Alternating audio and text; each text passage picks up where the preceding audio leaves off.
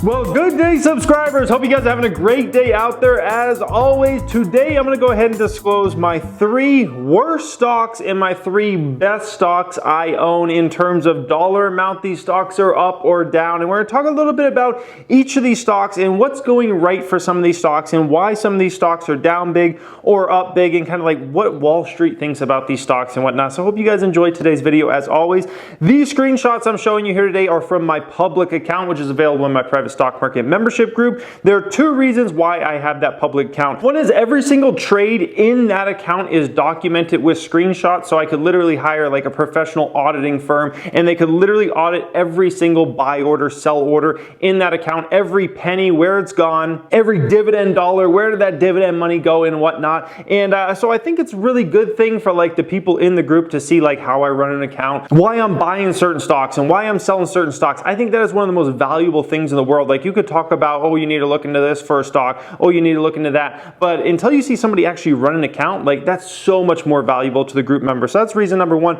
Reason number 2 is in case I ever get sick of doing YouTube videos, hey, you know what? I can go ahead and start a hedge fund because literally that account could get audited and every single trade in the history of that account could be posted in my results and all those sorts of things. So it'd be the easiest way to like start a hedge fund almost overnight between like my stock market fame on YouTube and then like with the results there. Like if I ever get sick of this stuff, you know what I mean, and sick of wearing big cowboy hats, hey man, I can go start a hedge fund. So anyways, hope you guys enjoy this. As always, make sure you smash the thumbs up button. Let's start getting into these. So I'm the type of person that likes to hear bad news before good news. If somebody offers me, hey man, I got bad news and good news for you, I want to hear the bad news first. So we're going to look at the negative positions first, okay? The 3rd worst stock we have in terms of dollar amount lost so far in that account is Tesla stock, okay? So this is really the lamest stock of all, you know, these 6 stocks essentially. This one's nearly break even. We're down like less than 1% on this one. About $252 we're down on that one. Cost basis $227.54. And these shares are trading at $225.86 as of right now. I mean, Tesla's a funny stock right now, okay? I mean, Tesla, if you guys know, is usually like an action stock, meaning there's like a ton of debate around this stock, like bull debate, like, you know, the bears saying all their stuff, and usually there's just a lot of drama around the stock. Usually the stock price is moving up huge or down huge at a particular time, and basically after earnings came out, the stock has just been kind of like floundering like 220, 240, trying to like being really a lame stock lately. There's really no momentum on either side to like push this stock down to like 52-week lows. There's really obviously no momentum to push this stock up to 52-week highs. It's just kind of hanging there right now, and it's a very interesting place for Tesla. As far as their underlying business, the fundamentals there, I love everything that's going on with the company. You know, and Wall Street's very divided on this one. Some people love this stock, some people hate this stock. That's Tesla stock for you, but it's in a funny place right now because it's not usual that Tesla stock is not all this drama, and right now it's just not a lot of drama there, okay? The 2nd worst stock we own is a company named Nordstrom. JWN is the ticker symbol on this stock, okay? The current price of stock is $25.15, and we're down nearly 20% on this stock, okay? 19.9% for a $2,312.50 loss on this stock as of right now. At least that's what we're down on that stock. And cost basis on this one is $31.40 there.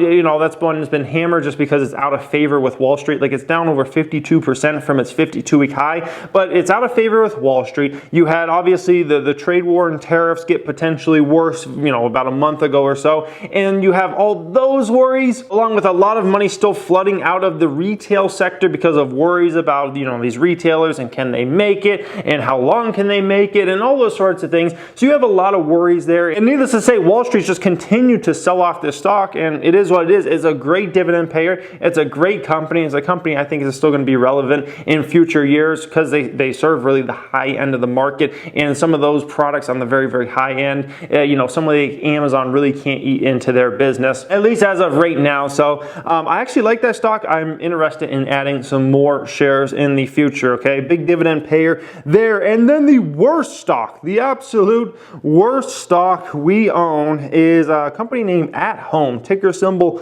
HOME on this one. The current price on the stock's about $5.38. We're down $4,383 on this one, okay? As a percent, it's down less than actually Nordstrom's down, okay? So this one's down 17.47%. We own 3,850 shares. This one, cost basis on this one is $6.52. And this stock's just been incredible because literally this stock was like $24, $25 stock. Like you could look at a stock chart of this stock, okay? And literally go back like 3, 4, 5 months ago, this stock was trading like $24, $25, like low to mid 20s.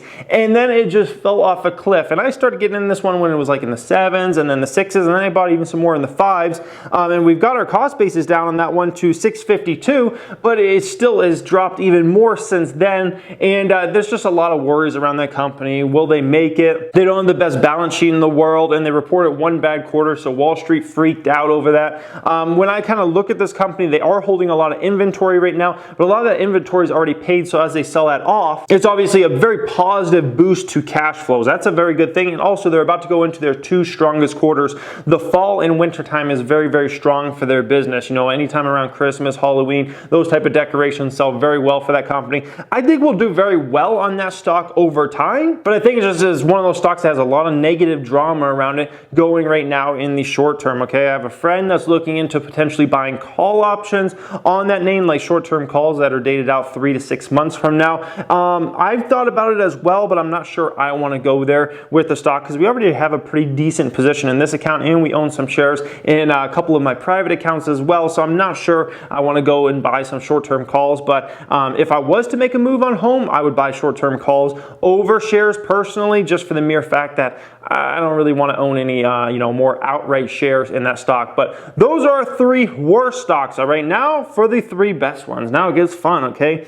Our third best stock is a company named Facebook, ticker symbol FB on this one. Facebook, we are up $11,299.64. And by the way, it's always nice when your third best position way outweighs basically your 3 worst positions in total, okay? So Facebook, once again, up about $11,299 there, up nearly 20% on that position. We own 371 shares, 153.35 cost basis. And if I think about, a company that I want to have the most money in possible, which Facebook, we have more money in Facebook stock than any tech stock basically in the stock market, or any stock in general in the stock market. It's literally our biggest position. And if I think about one of those type of companies, I usually want it to be something big tech related. So either like a Facebook or an Apple or a Google or a Microsoft or an Amazon or something like that. And so when I bought a lot of my Facebook shares in the 160s, 150s, and some even in the 140s, when I was really buying really heavy, I saw it as the best value in the stock market for big tech. I saw it as more undervalued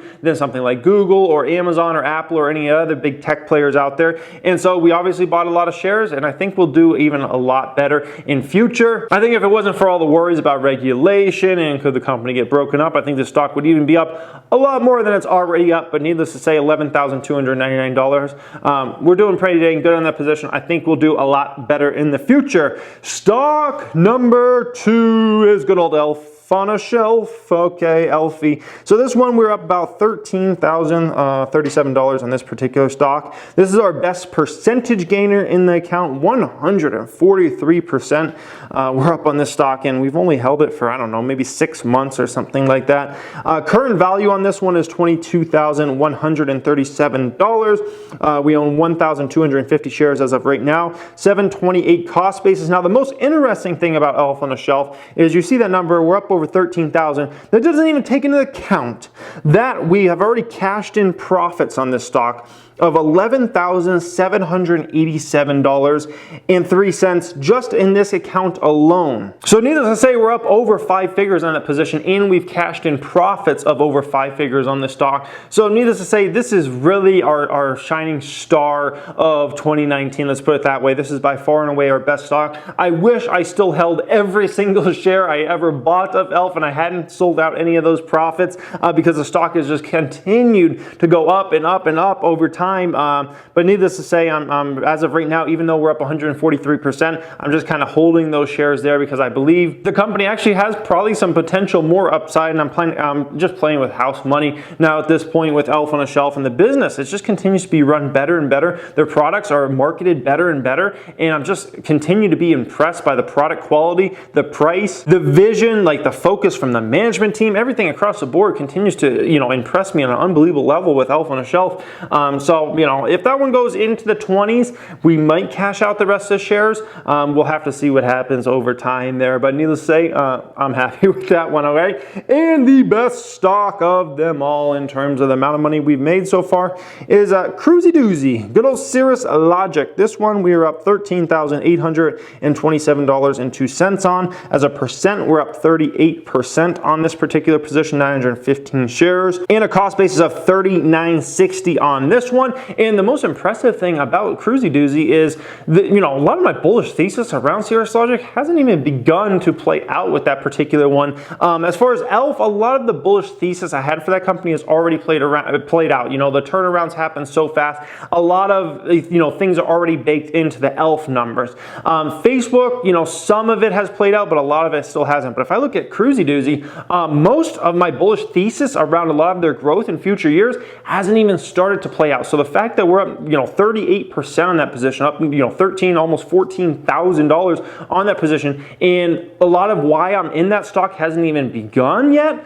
that makes me really excited. And when you take into account like the fact that Apple numbers have been really, really weak this year, and the fact that Cirrus Logic gets most of their business from Apple, when you take all those things into account, that really excites me about that position. I think that is a type of position that has the potential, keyword is potential, to maybe be, a 3-digit gainer for us, meaning that we make over 100%, kind of like an Elf. We'll have to see what happens as time plays out. The company has to execute. The company's always executed on a very high level. That's why I have a lot of faith in them, but they still got to do it. They still got to, get in their products into more and more devices and continue to expand content with Apple, like I believe they will do, and get more content in Apple as well as Samsung and some of the other big players in the smart devices and whatnot. But the management team there is just phenomenal. So I believe we'll do even much better in the future like we've been doing now. So those are literally my 3 worst and my 3 best stocks when it comes to the amount of money we have lost or made on them so far. And keep in mind, at the end of the day, no money is technically lost or made yet until profits are sold out of or losses are taken.